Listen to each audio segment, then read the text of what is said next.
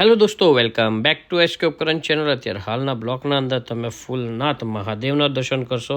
જે રીતે કે અત્યારે હાલના અંદર ગાડીમાં અમે જલાધારી લઈને આવી ગયા છે મિત્રો। જે રીતે તમે જોતા રહ્યો છો અને અત્યારે હાલમાં આગળમાં અમે તમારે બિફોર અને આફ્ટર બંને અત્યારે હાલના અંદર તમારે ફૂલ નાથ મહાદેવના દર્શન કરાવશું, જેમાં તમે 3 શિવલિંગ એક સાથે જોઈ શકો છો।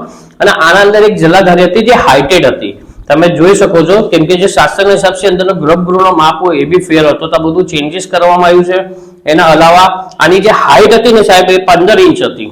તો શું થતું હતું, શિવલિંગના દર્શન નહોતા થતા, તો આપણે એના અંદર દર્શન કરવા માટે ફ્લોરિંગ સેટ કરી દીધું અને હવે પંચધાતુનું જલાધારી આપણે મળી છે, એ અમે તમારે બતાવશું ને પહેલે કેવું હતું એ બી અમે તમારે બતાવશું।